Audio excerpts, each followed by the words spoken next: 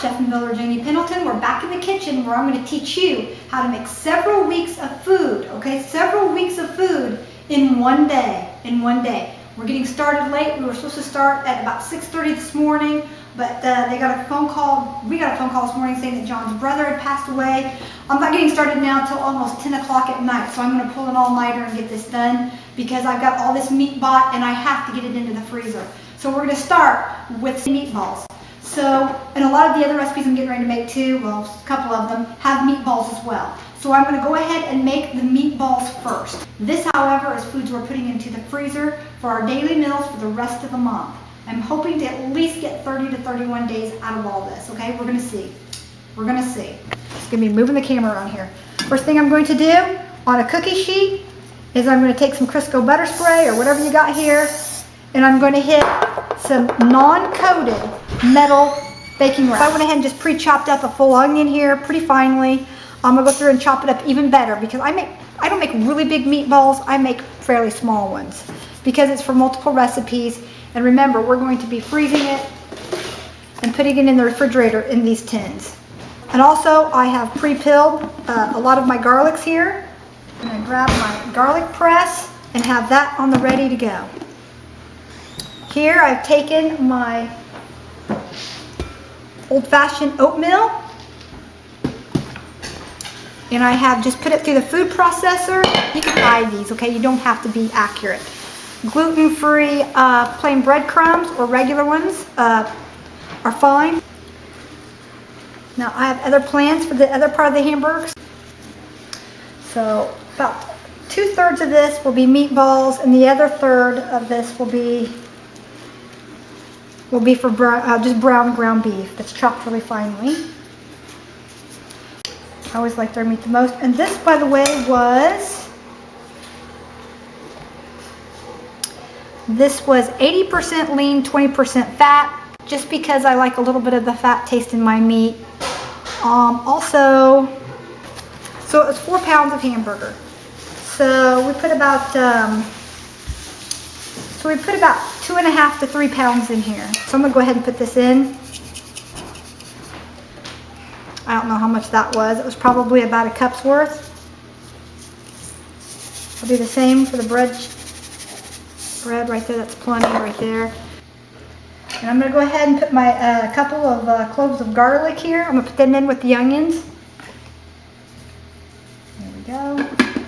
I just don't like it when the onions are they stick out of the meatballs. Then the meatballs have a tendency to fall apart.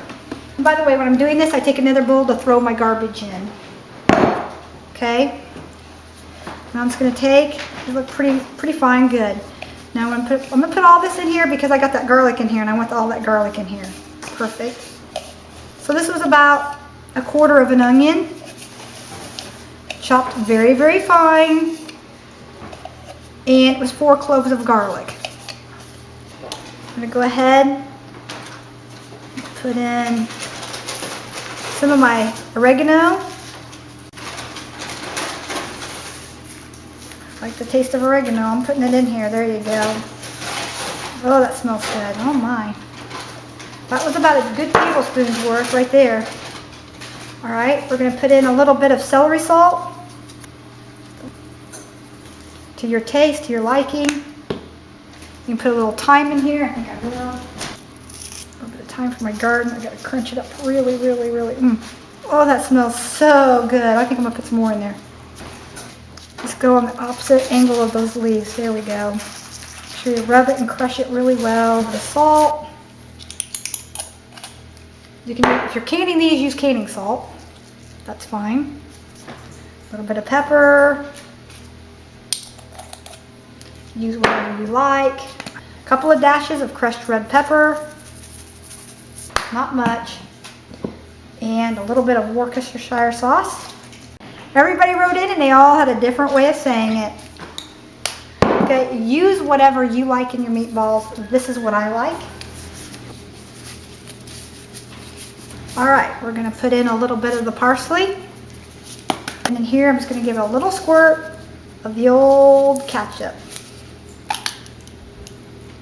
Just enough to kind of moisten it up and kind of hold it together a little bit. About 2 tablespoons at the most.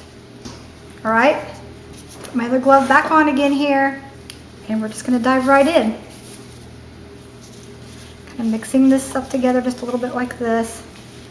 There we go. Wear gloves. You don't have to wear gloves, just use really clean hands, but I do whenever I'm doing anything for the freezer or for canning. I try to wear gloves, especially if you're working with meat. Then I just kind of give it some rotations here.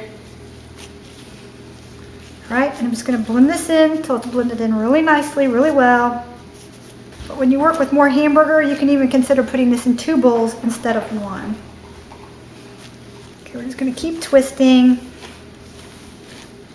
keep turning,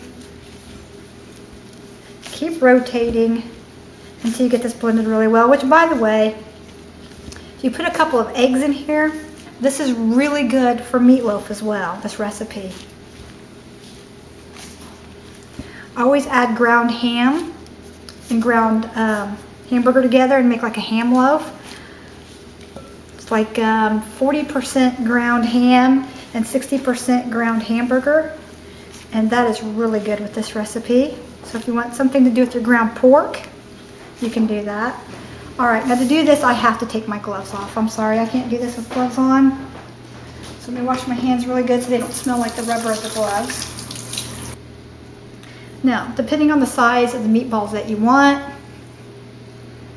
I'm happy with this size right here, with about golf ball size. But if you like a big meatball, go for it. Just add some time onto the timer.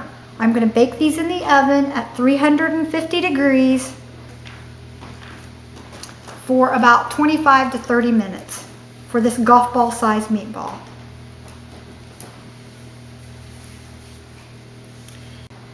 Okay, and we're just going to keep going like this. And again, try to get them as equal as possible so that way they will cook. See, that right there's a little bit too big. And they will shrink down a little bit. But I mean, if you want a bigger meatball, you know, make yourself a big old meatball. That's fine. It's just not what we like in our recipes, especially since you're freezing them. And these containers that I have here aren't deep enough to hold spaghetti sauce and meatballs of that size. All right, so when I get this done, we will be right back and we'll get this put in the oven. I hope that you enjoy videos like this. We hope that you enjoy coming along for the ride as we learn together. I love to teach people how to bake and how to cook and how to make things, how to build things. And that's what I like to do. And we would love to just have you subscribe, come along for the ride, give us a try out, see if we're entertaining you, even if just a little bit. Give us a thumbs up. Okay, and remember, I put in that, gonna take out the 2 top racks, which I forgot to do. They'll cool off pretty quickly here. But you'll remember I've got this, this that I placed in there yesterday, so I'm just gonna leave that on there. All right, I'm going to be very, very careful. Just put those in there. The very bottom rack, okay? Very bottom rack. And got my oven set at 350 degrees. And I'm going to set my timer for 25 to 30 minutes. Now while these are baking for the 25 to 35 minutes, I'm going to go ahead and cook up the spaghetti and I'm going to make my homemade sauce. So we will be right back. This is the hard part, sliding it out, especially since I set it on this thing. You do not want to burn yourself on the grease. Oh, I just got that in on the grease. I can't get a hold of it here. There we go. Oh, be careful. Don't tip it on you. Do not tip it on you. Do not tip it on you. There you go. Oh. There we go.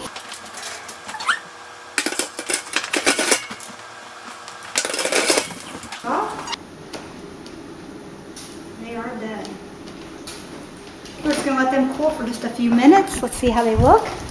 And we're just going to kind of let them cool off here. And I'm going to put in a couple of meatballs. So, a couple of meatballs, that works for me. So I'm just going to kind of tuck them in here like this.